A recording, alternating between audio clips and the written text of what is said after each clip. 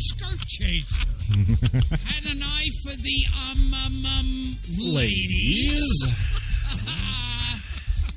Like to look at the opposite sex. Well, you know, call me crazy. It's a hobby. That's the famous story about Jerry Lee Lewis. You heard that story, haven't you?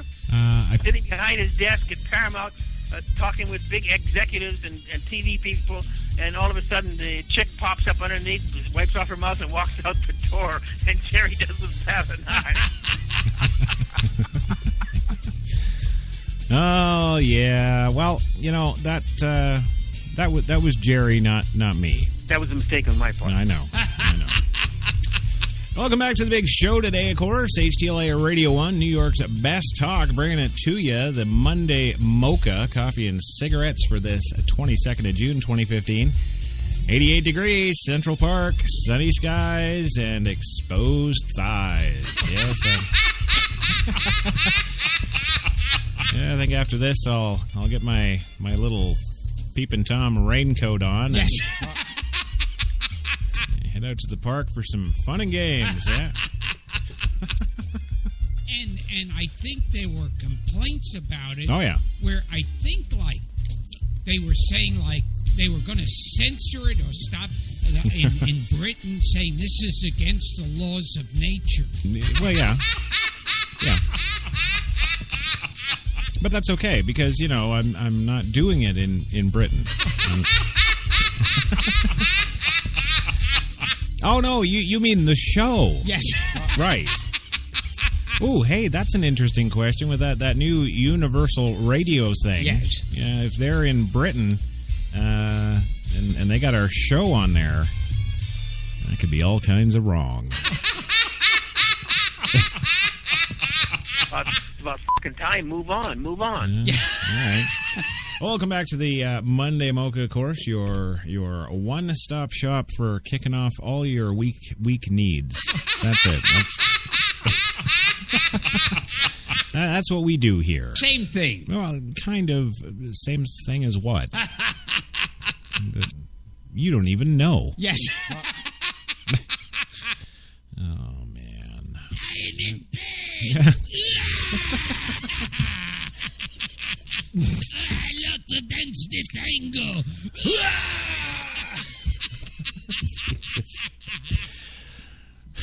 Whack jobs. That's it. Just whack jobs. No, I don't, because I asked him, I said, well, fly out here and I'll film you. Yeah, Gilbert's not coming to you. He's not. I was lucky to get him on the bloody phone in his apartment. Yes. Yeah, he's not. No, you've got to be. Well, I think it's safe to say you've got to be paying the big bucks. Yeah. You know, of course, when we're talking about Gilbert and big bucks, that's 5 of them. Yes, 5 whole bucks to the Gilbert man. Yeah. You know how to spell my last name on the check, right? It's Louis Lawless. I'll defer that to my accountant, Gilbert Gottfried. Yeah. You of course can take that up with him anytime you like. Yes. Yes. Well, moving on today, a little bit more on that New York killer news. Yes, it's a little story that we got from Friendship, New York. And it's, well, apparently, according to the story, not a friendly place for the killers to show up in. No. Yes, the small town of Friendship in Allegheny County near the New York-Pennsylvania border isn't accustomed to being in the spotlight. Or black people.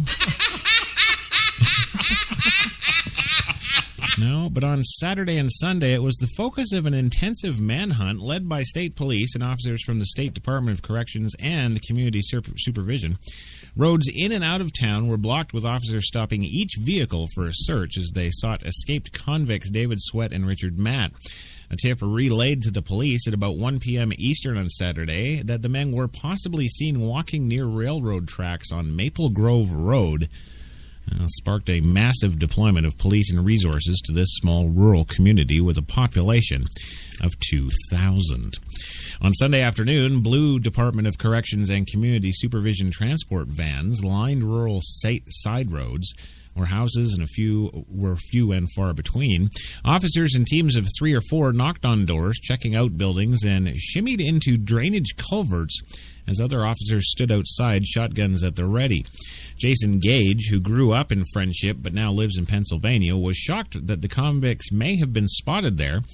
Why would you come 300 miles to a little place called Friendship, he said.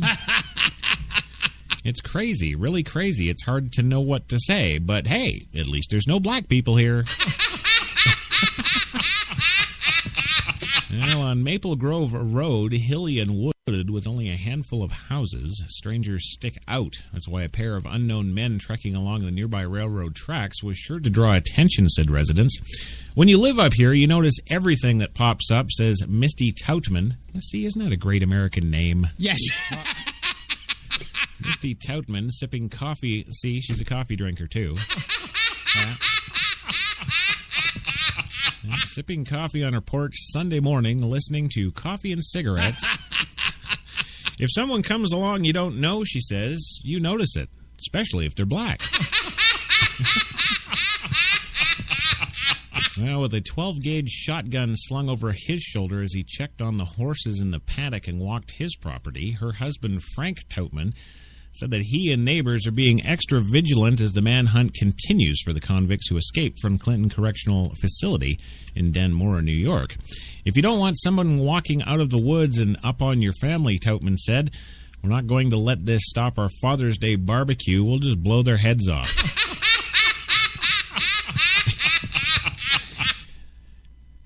The moral of the story is don't F with the barbecue in New York. Yeah.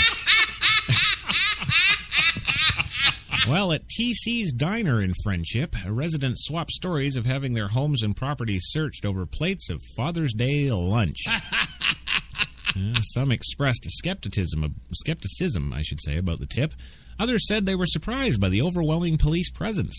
Others said if Matt and Sweat are indeed in this part of the state, they might be surprised to know how many residents are well-armed and prepared to defend themselves. I think they went the wrong way. Yes. If that's where they went. Sunday afternoon, State Police Major Michael Corretto, commander of Troop A, held a press conference to update residents of Friendship about the search. He said, while the sighting there of Matt and Sweat was so far unconfirmed, it was credible. We interviewed the witness at length, and a determination was made that his investigative lead should be investigated, he said. The search included aviation and canine search teams. We will continue to search this area until all leads have been exhausted, Cerretto said. As we have in other areas of the state, we will search under every rock and behind every tree and structure until we're confident the area is secure. Oh, when asked, did they think they'll find the New Jersey Devil? Searchers said, yes, we're confident. Yes. Well, there you go. So, decades and decades of stories about the New Jersey Devil. They're going to find out. They're going to. Well, he says anyone who believes that he has spotted the men should call 911, local police, or the state police tip hotline at 1-800-448. Thank you for calling Escape Tip Hotline. No, seriously now, the number is... Yes. 1-800-448-3847. Or you can even email to crimetip@troopers.newyork.gov. That's .ny.gov. Yes. Well, he also asked residents living near the state and border to maintain their vigilance and blow away anything that moves.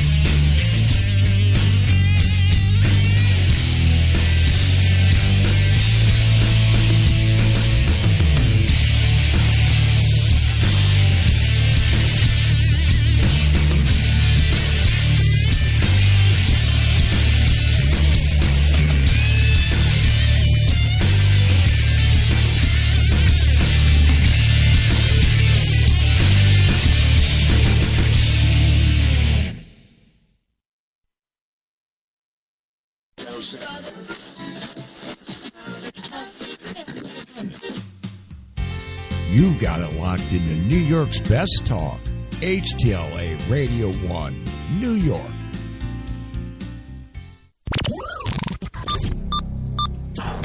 This program is intended for mature audiences only. If you have any homicidal or suicidal feelings, please consult a doctor before listening to this program. Well, there you go, gang. There it is. 9 p.m. Eastern, on the nose, on the bouton. And it's time. Yes, it is time once again for Crash Talk. Welcome to this special edition Crash Talk, of course. Not on our usual Tuesday night. Open it up on the old Monday here in the Straight Talk position. Of course, Straight Talk with Kate and Crash not to be heard tonight. Too many other things going on the scheduling, so they're like, yeah, you just go on by yourself, do this. Okay. I'll do exactly that. So tonight, what am I on? Well, I'm not on the usual things. No. Tonight's Crash Talk special edition is, of course, entitled Rebel Scum. That's right. Tonight we're looking at the huge new rebel flag controversy and what it really means. Or does it mean anything? Well, no holds barred and no punches pulled tonight, as always, for you on Crash Talk. We got the kids in the house. We got everything we need to make this an hour you'll never remember. There you go. So, welcome to Crash Talk tonight, and hold on to your butts. We're going to turn things up a few notches here. HTLA Radio 1 in New York City proudly presents Crash Talk.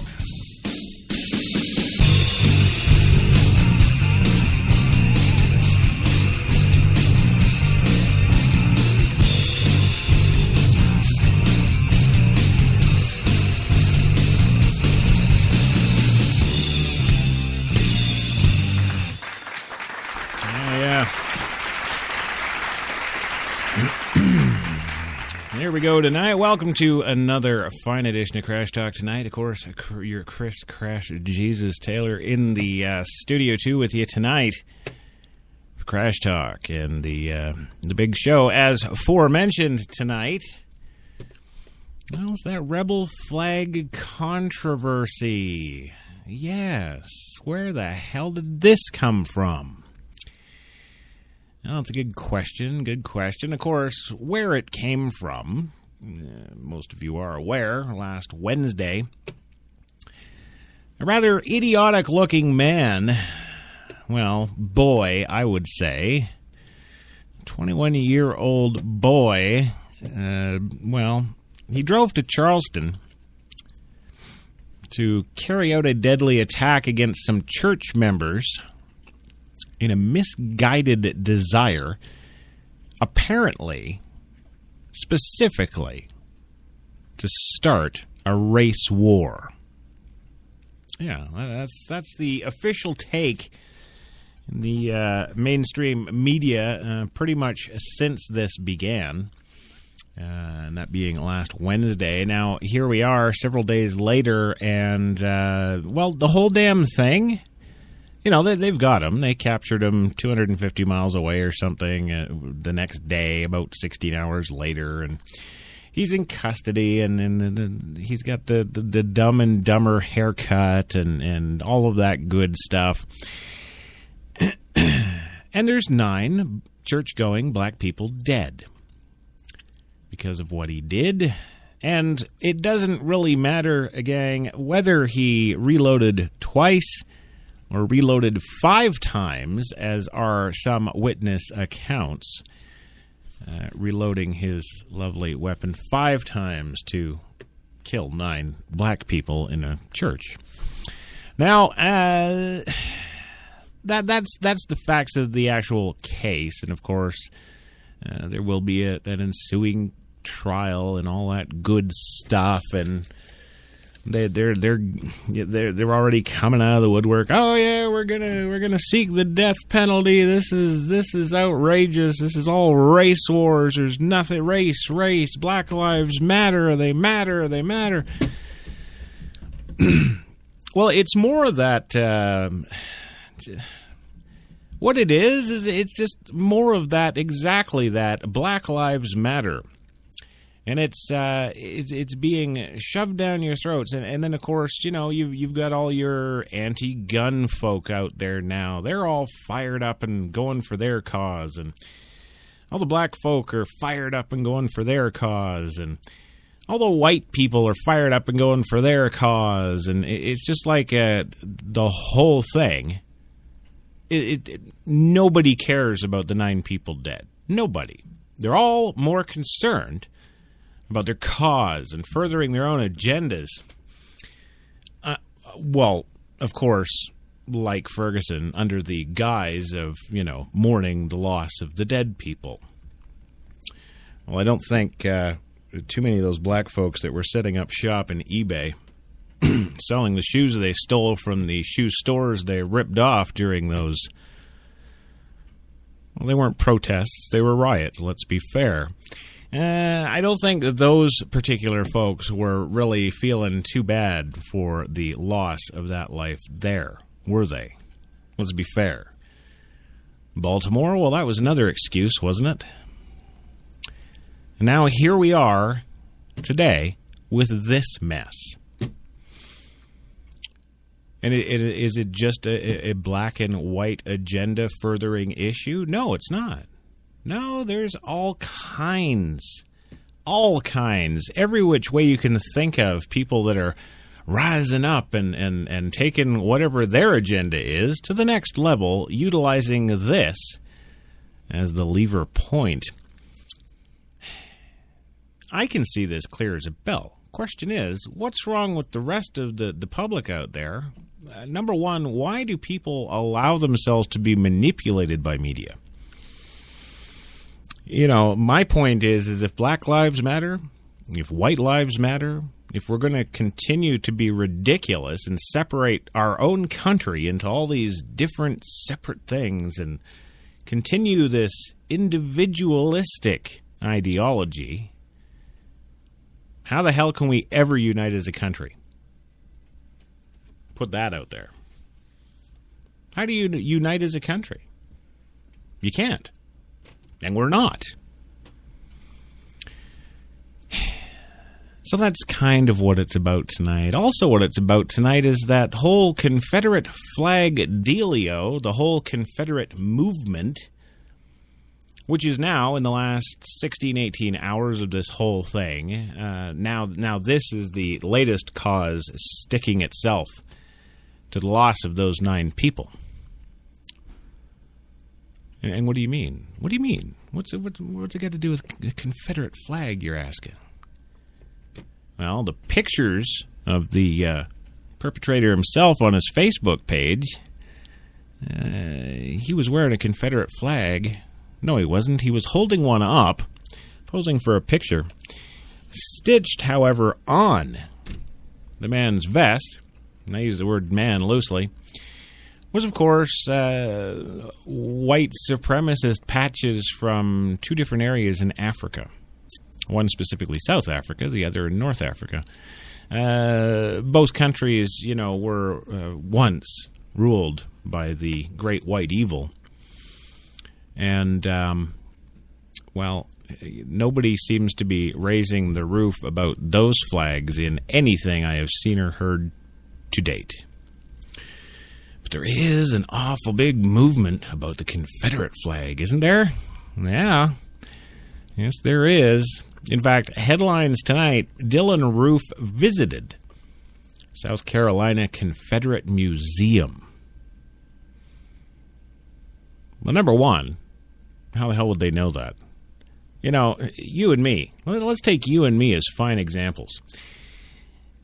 If, for whatever strange reason, you and me were going to hop in the car with the family one day or just go ourselves because we're interested or what have you, and we decide to go down to the South Carolina Confederate Museum, are we going to write it down somewhere?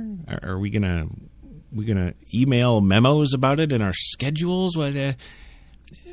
Does anybody think it's odd that this news story about Dylan Roof visiting the South Carolina Confederate Museum 1 month ago Did anybody think that story is a little odd? Sounds maybe a little made up, contrived, something? Well, it's the truth. Yes, a month before Dylan Roof drove to Charleston to allegedly carry out that deadly attack against church members in the misguided desire to start a race war, he visited Greenville. Apparently. He stopped outside the Museum and Library of Confederate History on Boyce Avenue in Greenville to snap a photo. Yes, he then climbed up a set of creaky wooden steps past flags of the Confederacy that fly outside the museum, and he stepped inside.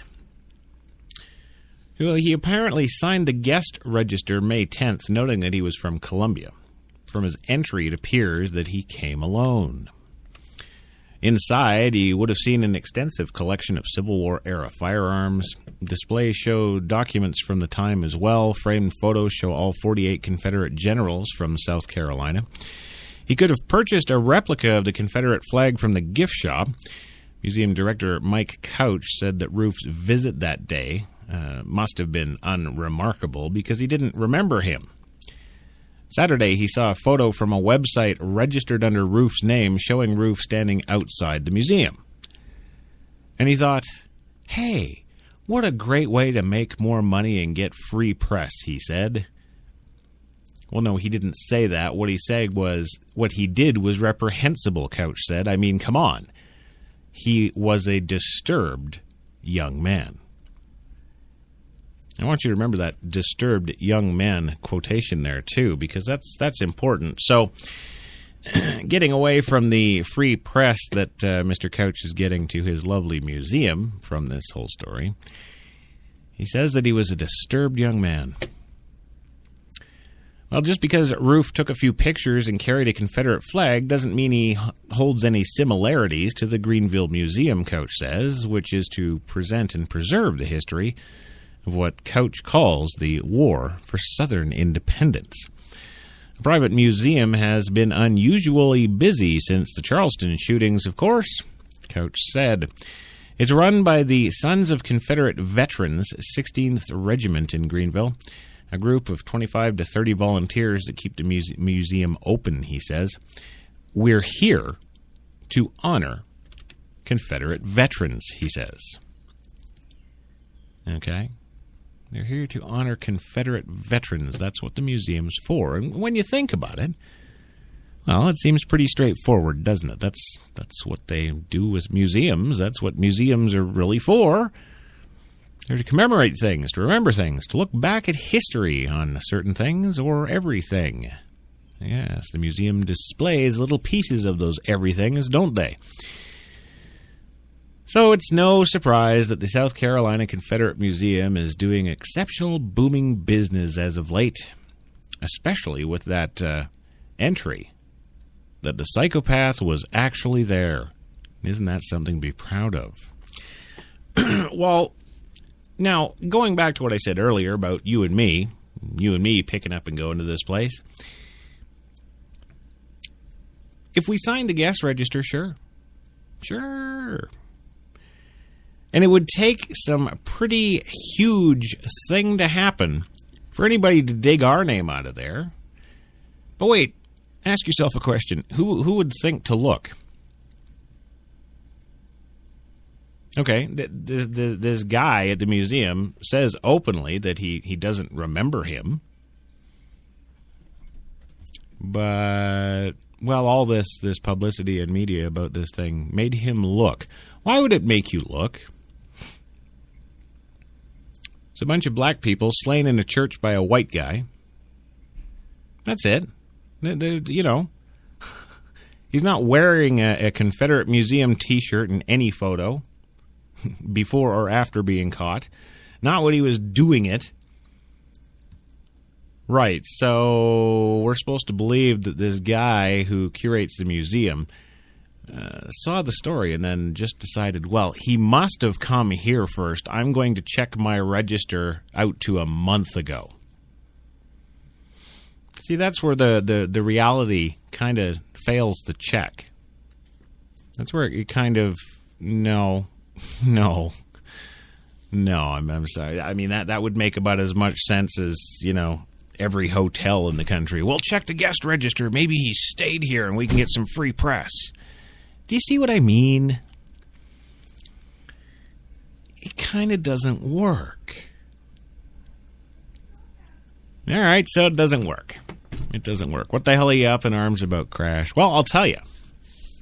This isn't the only thing I'm talking about tonight, this whole Confederate flag issue being thrown up, because, of course, I didn't even know about this story until such time as, this whole Confederate flag coverage began yesterday, pertaining to some fine government representatives, both local, state, calling for the abolishment of that Confederate flag now. And I wasn't half-assed surprised because we very quickly had the anti-gun people screaming and moaning again. We had the President of the United States come out pretty much right away and make it known that he wants tighter gun laws, tighter gun laws, tighter gun laws.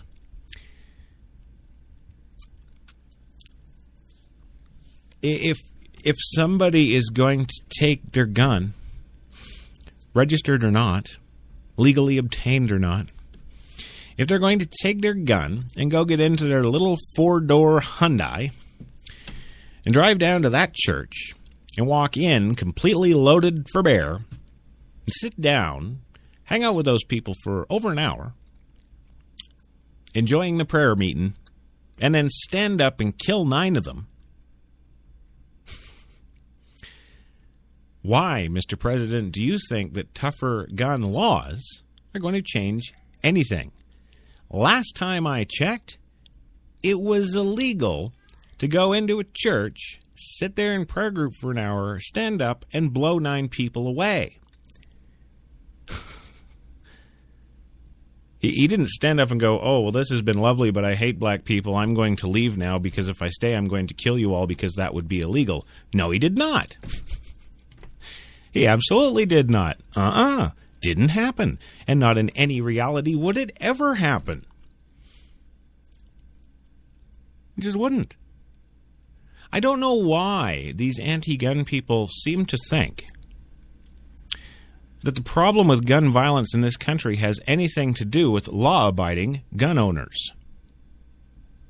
I do not get it. I do not understand. The law-abiding gun owners are not the problem. The law-abiding gun owners are not the ones going out blowing people away in churches. They're pre-qualified and predisposed not to do that because they're law-abiding. Tightening current restrictions and laws and legislating new laws and taking away magazine capacities and taking away more kinds of guns and taking away... You might as well be whacking Donald Trump on his head with a foam bat for all the good you're doing. Yeah, I know. I just got a picture of that in my head, too. That was pretty funny. But do you understand what I'm saying? Yeah. And most Crash Talk listeners do, of course, understand what I'm saying. But yeah, I don't think I have any anti-gun listeners. I don't think that's... Yeah. But, I mean, everybody's got their cause and everybody's hopping on the bandwagon now. Does it bring the 9 dead people back? No. Did the riots in Ferguson or Baltimore bring the dead black people back? No. Has anything changed? No. Marilyn Mosby went and made her big speech about those 6 cops for that racial police brutality thing. Yeah, and then she recused herself because of 16 different conflicts of interest. And have you heard anything about the story since? No.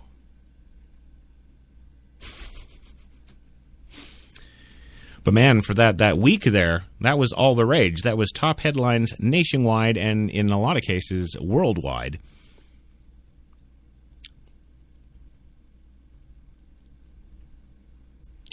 So yeah, the Confederate flag, that's the new movement now. We've gone through that 2 or 3 day phase of dealing with the anti-gun folks. and the Black Lives Matter folks. Now we're on the abolish the Confederate flag because it's its fault. Tighter gun laws because it's the gun's fault. Abolish the Confederate flag, it's the flag's fault. I'm pretty sure, I don't think we've seen it yet, but I'm pretty sure within the next, I'm going to say 3 to 5 days, we're actually going to see an anti-Hyundai movement. Yes, let's get rid of all the four-door black Hyundais because one of those drove him to the church. It doesn't make any sense, but that's what's going on. How the hell does the Confederate flag or anything to do with the Civil War have to do with this? He wasn't wearing one as a bandana on his head. He wasn't, running around. Okay, so he had a picture on Facebook of him holding one. What does that mean? Maybe he likes to honor the dead from the South Civil War, too. What does that say? So what? But no, everybody's pushing this. No, it's Confederate flag is anti-black. It's anti-black. If you fly the Confederate flag, you're anti-black. You're anti-black. It just does not make sense. But of course, I guess with all this, race war thing that's gone on, none of it really makes sense. I have really yet to make sense of any of it. I know there was a heck of a lot of black people that made out good ripping off shoe stores, burning them to the ground, and then selling their wares on eBay. Know that for a fact. I'm not making that up to make them look bad. They did that. The unarmed black man who was first gunned down by Officer Wilson there, yeah, he went and grabbed the cop's gun in his SUV, fighting for it. You don't come back from that. I don't care if you're white, black, or green. You do that to any police. I could go do that right now. Guess where I'd be? Dead. They don't. That just gets swept under the rug. Well, that's not what it's about. It's about races. It's about the black versus the white, and that's all there is to it. And I'm saying mainstream media is just trying to further drive wedges. Why? Well, among the countless commercial applications and joys they would receive from jamming up their ratings with race wars, live in every city, and you've got your conspiracy theorists out there, of course. We've all heard them. Personally, I don't hold a lot of credence in anything they say. I think that most of the stuff that they're propagating out there is literally stuff they make up on their own, or indeed get from just as credible as they are nobody websites that, who are you? What are you? But there's some things that they report that are happening that actually are happening. Now, since 9/11, of course, we all know about the FEMA regions. Yes, the emergency response, yada, yada, yada. We all know we're in a FEMA region in this country. They split the country up into FEMA regions. And that's so that they and Homeland Security could respond to domestic threats, crises, all that kind of stuff. Well, the conspiracy theorists, they're out there and they're trying to say that, we're just moving all this huge billion-dollar equipment around and these thousands of trucks and Hummers and equipment and scientific mobile labs and you name it, they're moving it around all these different FEMA camps they have. What are they doing that for? And of course, there's everything from alien invasion on out to a number of other things that these conspiracy theorists will tell you that it's all for. You know what I think it's all for? I think it's for the race wars that they're actually planning for. Another thing that the conspiracy theorists go off about all the time, too, is the militarization of our police forces all over the country, right down to little tiny towns. Yeah, little tiny towns with like 6 cops and one dispatcher who's 93 years old and a sheriff and 5 deputies. Even they got one of these armored assault vehicles. And you all saw in Baltimore, even when that whole lovely mess was going on, would you see? Well, you saw the complaints from the black people about utilizing these armed military vehicles and calling it overkill. It's just too much. How can it be too much when the governor of the state had to call in the National Guard, 3,500 troops with their Hummers and armored vehicles? Because of your bullshit. Yeah. But nonetheless, that was raised by the black interests at the time in Ferguson, subsequently in Baltimore. I don't know. I take kind of a broader look at all this stuff, and it all kind of adds up to me to they're preparing for something, yes. Alien invasion, I extremely doubt. Race wars seems a whole lot more likely, especially given current events. Now, I'm going to talk a little bit more about those current events and some of the little signs that I see that kind of tell me a lot of this is just BS and we're getting played. I'll be back in 2 minutes, gang. You're listening to Crash Talk with Christopher John Taylor, a.k.a. Crash Jesus, on HTLA Radio 1, New York.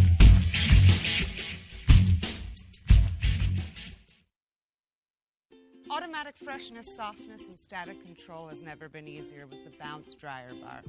I just stick it to the inside of my dryer, and I never have to remember. Old Spice Body Spray makes you smell like power! It's so powerful it sells itself in other people's commercials.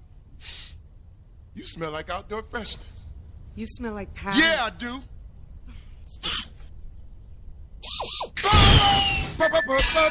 Power! You walked into the hotel as a 5. But when she saw the room, you turned into a weird 7. When she saw the rooftop pool, you went to 11. You two should probably get a room. Oh, that's right. You already did. At Planet Earth's #1 accommodation site, Booking.com. Booking.yeah. I stood outside assessing the situation. I knew it could be rough in there, but how rough, there was no way to know for sure. Hey, guys. Daddy, it's pink! But hey, a new house, it's a blank canvas, and we got a great one, thanks to a really low mortgage rate from Navy Federal Credit Union. Pink? So she's a princess. You got a problem with that? Hoorah! Hoorah! 4 million members, 4 million stories. Navy Federal Credit Union.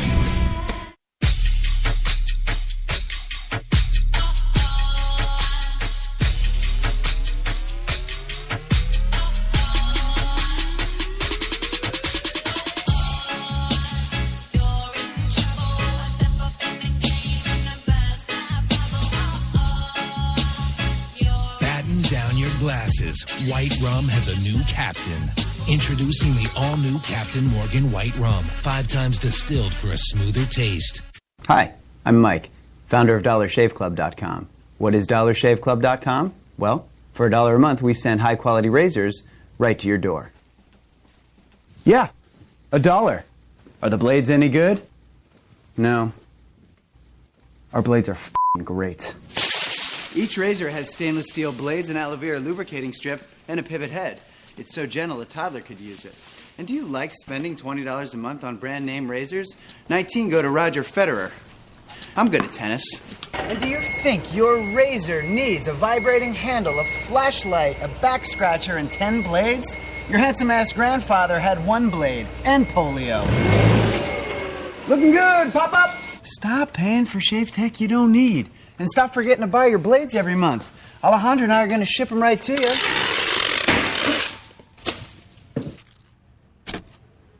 We're not just selling razors, we're also making new jobs. Alejandro, what were you doing last month? Not working. What are you doing now? Working. I'm no Vanderbilt, but this train makes hay. So stop forgetting to buy your blades every month and start deciding where you're going to stack all those dollar bills I'm saving you. We are DollarShaveClub.com, and the party is on.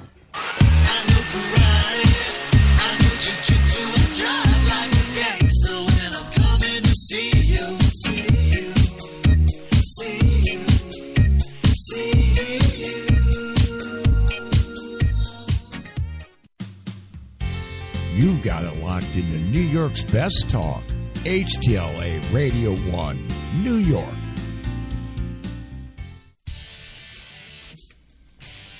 Well, welcome back to the biggest show, of course. Yes, Crash Talking.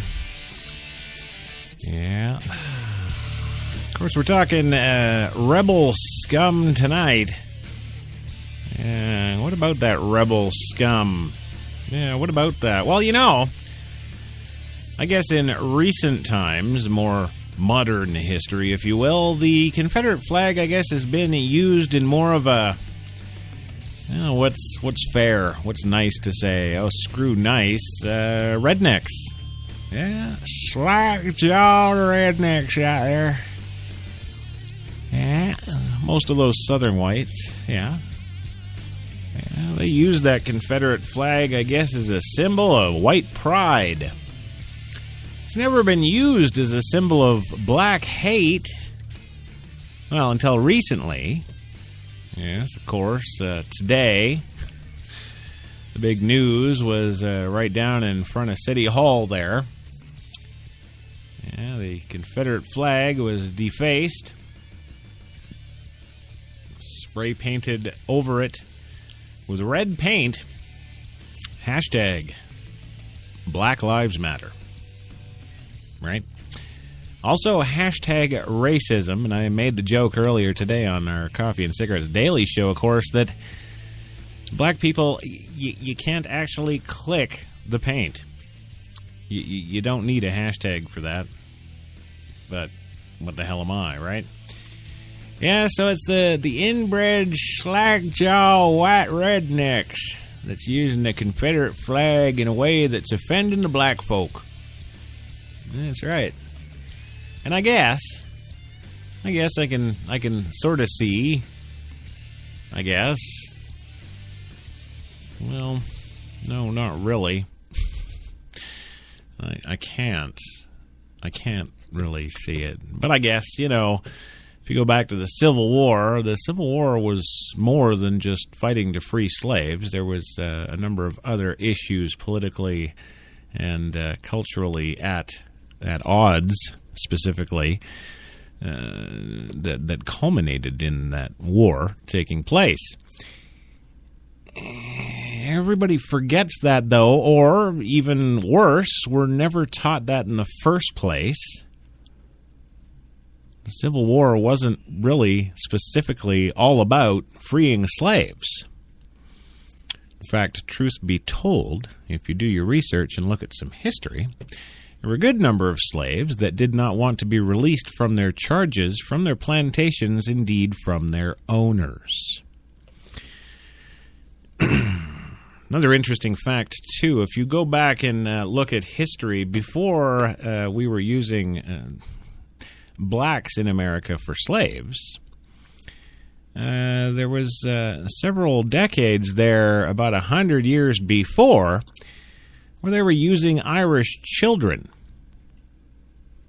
Well, you don't see the Irish running around looking for reparations, do you? You don't see Irish people running around going, Irish people matter. No. And indeed, I would actually put out the question, if you have to start a movement that says that Black Lives Matter, if you have to do that, doesn't that, by definition, mean that you think they don't? There's the I guess, kind of ultimate question about that whole movement right there. if you have to say that your lives matter, you've already lost the fight.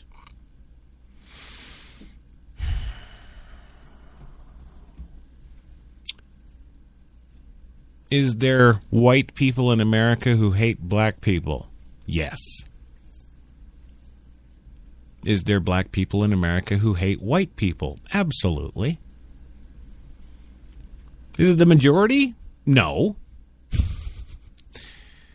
No. In fact, in any culture, pretty much across this country, you can go to local picnics, local festivals and celebrations, and everywhere you go, you'll see black people and white people together, intermingling, interdating, God, indeed, intermarrying. We all socialize with each other. We all have black friends, at least I do, and my black friends obviously have white friends. And what's the real deal here?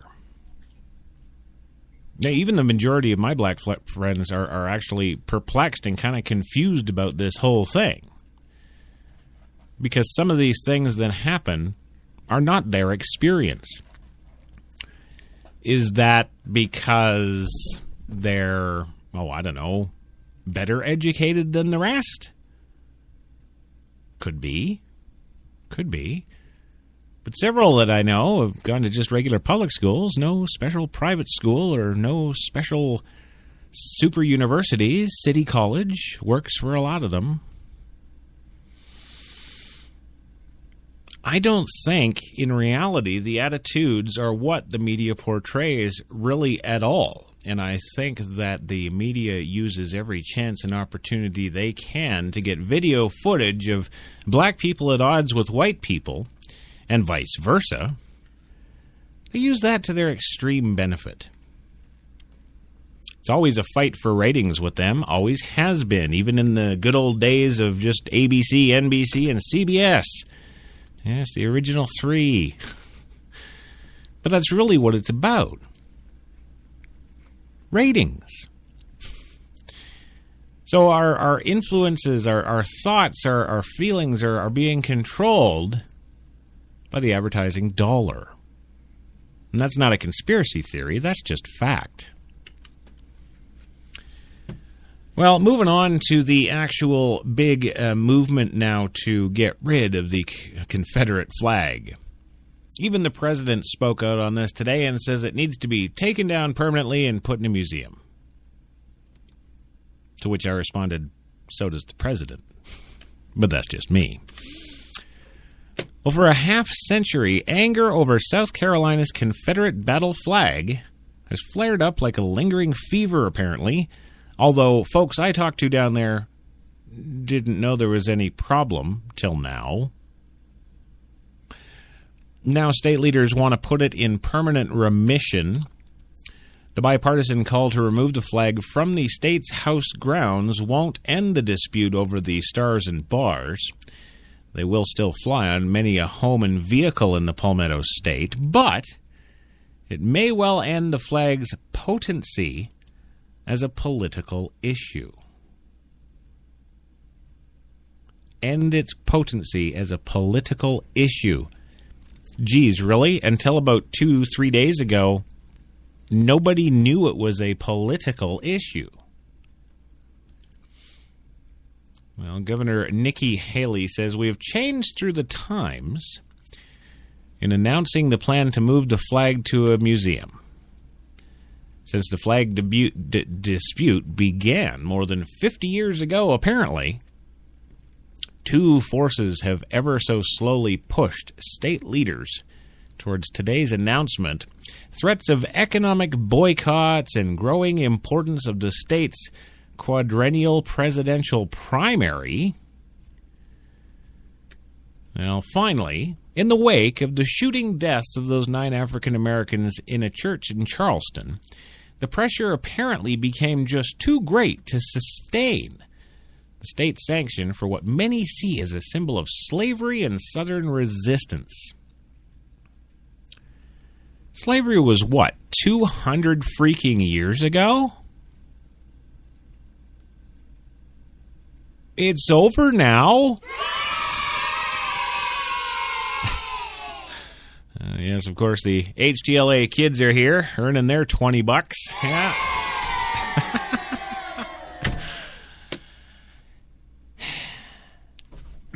Yeah. Yeah.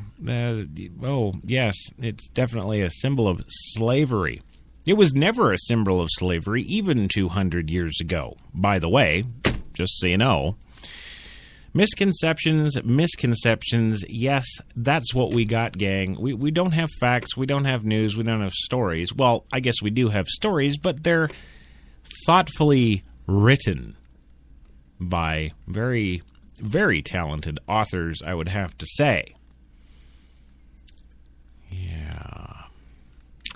Well, the decision to remove the flag from the State House grounds may also end some misconceptions. For decades, some defenders of the flag believe it had flown at the State House itself since the Civil War. Not so either. The legislature put the flag atop the Capitol Dome in 1962 to mark the centennial of the Civil War.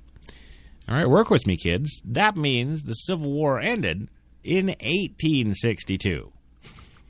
Okay? And in the view of critics, as a tactic rebuke to the growing civil rights movements of the 60s. Well, thanks to the Voting Rights Act of 1965 and other reforms, South Carolina began electing black politicians who made a habit of calling for the flag's removal throughout the 70s and 80s. But of course, as a minority, they never had the numbers to force the change. Now, the flag has had and still has strong support from those who believe it reflects the state's history and heritage, which I think it fairly and justly is. In 1996, Governor David Beasley, a Republican, called for removal of the flag to a memorial on the State House grounds. The legislature rebuffed him, and Beasley lost his re-election bid in 1998. Not easy for an incumbent Republican to do in a very red state. In the meantime, however, calls for the economic boycott began to stick. An NAACP-backed boycott began on the first day of 2000, less than 2 months before that year's presidential primary. Interesting timing. The high-profile Republican contest between George W. Bush and John McCain brought more national scrutiny and pressure to the flag issue. Although, I don't remember it. Do you? Well, during the campaign, both candidates basically said South Carolinians should decide where to put the flag, though McCain would later apologize for not coming out forcefully against it. Fearing economic pinch for political embarrassment, or both, legislators forced a compromise in 2000. They removed the flag from the Capitol Dome and basically put it on the grounds in front of the Capitol building. Some critics pointed out, of course, that the change only gave people a better view of the flag, and protest persisted over the next decade and a half. In 2001, the NCAA announced it would not hold any pre-scheduled events in South Carolina as long as the flag flies at the State House. In 2007, perhaps the most famous Palmetto State resident weighed in.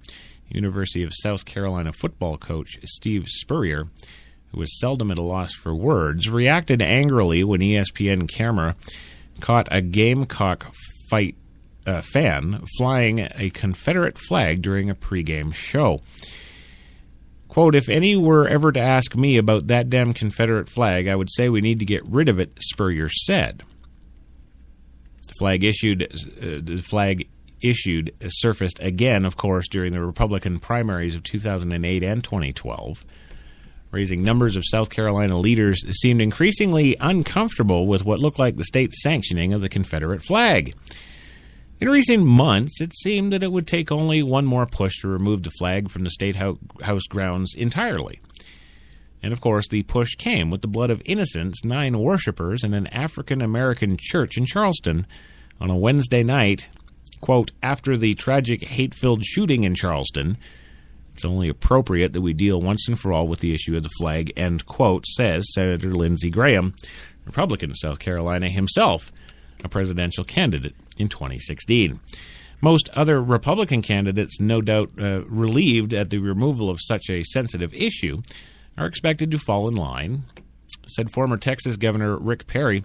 Removing the flag is an act of healing and unity that allows us to find a shared purpose based on the values that unify us. Isn't that the perfect, absolute perfect political response right there? That's textbook. I mean, you go to politicking school, and that's how they get you to handle touchy issues. Just skate right on through. Right in the middle. Not too far right, not too far left. Just skate through, look like a superstar doing it, and get on to the next thing. Yeah. Well, that's the Confederate flag. Not too long ago here on Crash Talk, I did a special edition show on the American flag, too, didn't I? That's right. You Crash Talk listeners, you know what I'm talking about. And, what was that? Oh, well, it was immigrants coming to this country, putting their kids in our schools, and then insisting that the schools ban the use of the American flag on 4 days in every school year. At least that's the way it is up here in the Northeast. That's a fact. Some of my kids have to deal with this in school. And of course, me being me, I make sure that they're all wearing the red, white, and blue on every one of those 4 days, including, yes, Cinco de Mayo is one of them. Yes, we cannot send our kids to school displaying the American flag, wearing an American flag hat, T-shirt, backpack, patch, any of the above. And that is upheld by this country's Supreme Court. Really? So we can't have our current American flag for this country. No. But you're going to take away the Confederate flag because it's offensive to black people. That's what I'm to understand.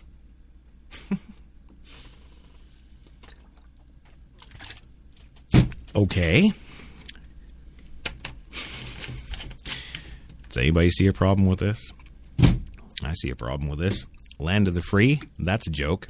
It's not true. It's absolutely not true. We're going to ban our own country's flag, a flag that is probably the most proudly held, precious tradition icon that we have as a country. And now more and more Supreme Court rulings are justifying the abolishment of this country's own flag because new immigrants don't want it. And make no mistake, the new immigrants are not Italian. They're not Irish. They're not English. They're not from the Netherlands. No. Where are they from? They're from the Middle East. And they're from Muslim Africa. And why this country opens its doors to these two particular trouble spots on the globe, I will never in a million years be able to figure out that logic, because there is none.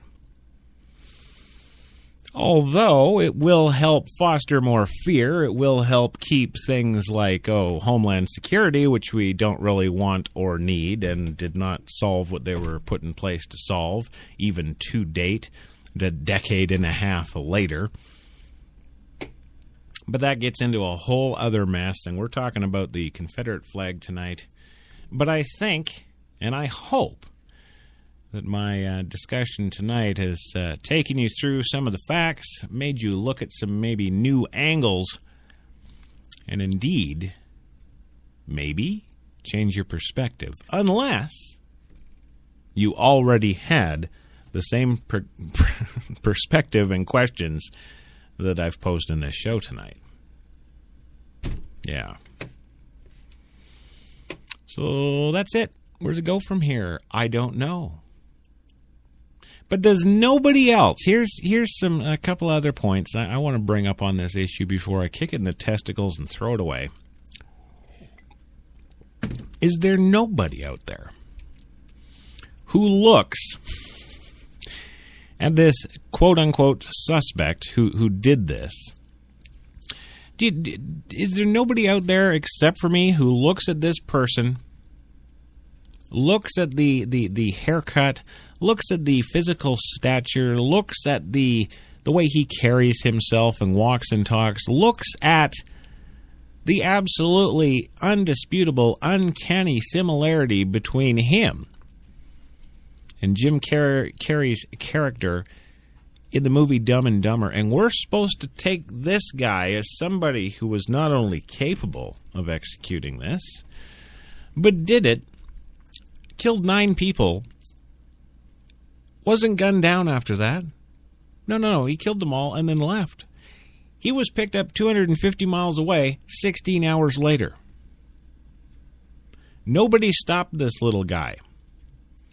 And I'm not so much saying the people in the church. They would have been completely taken by surprise and probably couldn't react in time. How about all the people outside in the outskirts in the area of the church that heard all those shots? Whether he reloaded twice, which would be 30 shots, or whether he reloaded, as witnesses have said, 5 times with his 15-round Glock. Nobody within earshot of this place heard it, went to the place, maybe saw him, little bony, little doofy, coming out, and stop him. I find that hard to believe. He just hopped in his little 4-door Hyundai and cruised away. I don't know. Seems a little far-fetched, especially on a bright, sunny Sunday morning. Actually, no. It was a Wednesday night prayer meeting, and the surrounding area of the church actually, there's coffee shops around there. There's nice streets. There's people out on the streets at that particular hour of the evening. It was only around 7. And, nobody stopped him. Nobody heard nothing. Nobody, no.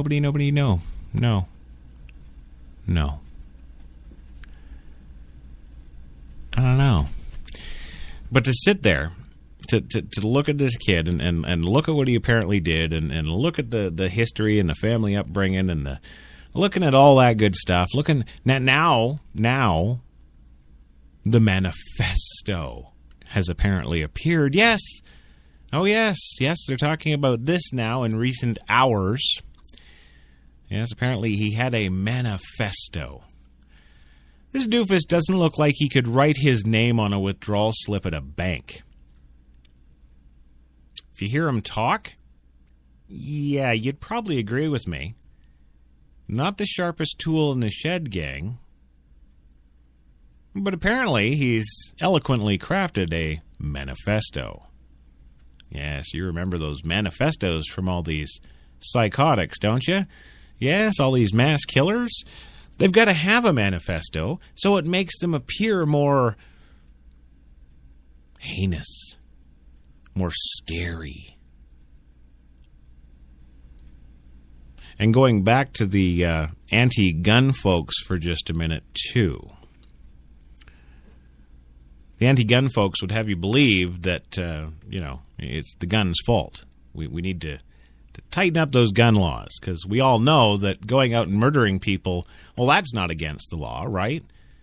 We're not breaking the law when we do that. So, of course, tightening the laws and restrictions around guns will stop that. Right. Right. Well, I think we're all clear on that point. However, I said that this guy looked like Jim Carrey's character from Dumb and Dumber, right? Well, the Dumb and Dumber guys, him and his Jeff Daniels counterpart cohort there, the two doofuses who just did a 20-year redo of Dumb and Dumber, yes, the sequel.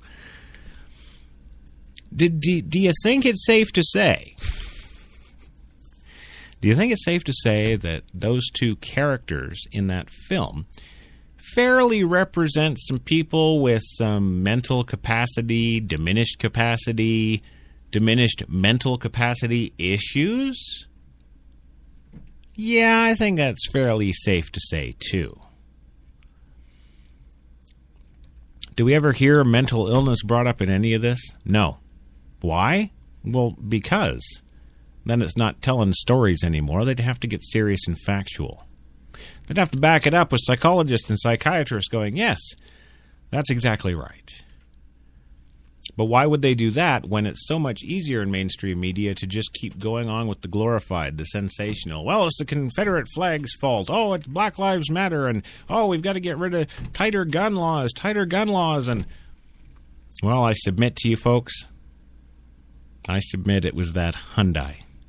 Yes, that four-door black Hyundai's fault, because that Hyundai, that drove him from his house. Yes, it did.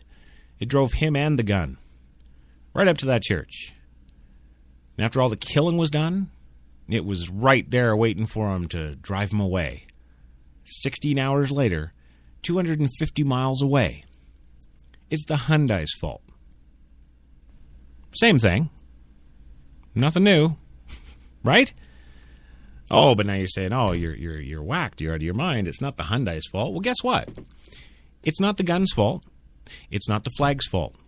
It's not even the black people in the church's fault. It's Doofy. Yes, the idiot. The one wearing the patches, holding the flag, driving the car, shooting the gun. You with me now? I sure as hell hope you're with me now. So yes, let's get rid of that Confederate flag. Hell, let's get rid of the American flag. Let's get rid of everything that offends anybody. And you know what? We'll have an increase in all these whack jobs going in and blowing 50 people away. Right. For fear of offending anyone, you're going to drive more and more people mentally to that kind of a psychotic break. Those kinds of social pressures, they have a price tag on them. And the more that we self-regulate and self-control and self-rule and self-justify, and the list goes on, fill in the blank, the more and more and more you are going to see people like this coming out of the woodwork and doing serious damage. And what I have to say about the whole gun thing, in summation, if you will, is what happens when they don't use guns anymore. What if some of these mentally distressed folk get their hands on chainsaws, axes, hell, a knife, fork, and spoon? What happens at that point when that happens? You can't blame the guns anymore, but geez, the behaviors are the same. The outcomes are the same. Really? Do we need really a 9 or a 10 person or a 50 person black massacre that somebody does with a spork? Really? Before we actually see that it's not the guns? It's not the sporks? Yeah. Well, there you go. Well, hey, that is all the time I got for tonight. It's all the time I want to devote to this issue, and yeah, so hey, hope you enjoyed the show, hope it changed your perspective, or at least solidified whatever the hell your perspective was. Might just have a regular scheduled Crash Talk tomorrow night, 9 p.m. Eastern. If not, then you'll definitely be able to check out things like HDLA's Coffee and Cigarettes tomorrow afternoon, 3 p.m. Yes, for the Tuesday Espresso coming up there. So, yeah, you want to be sure and take a look for that one. 3 p.m. Eastern is the time and the station you already know. Make sure you stop by the new website. That's right, NewYork'sBestTalk.com. All brand new, sitting right there waiting for you. They're still working on it, but hey, everything's a work in progress. So on behalf of myself and the crew here at Studio 2, you guys have yourselves a great Monday night. We will catch you soon.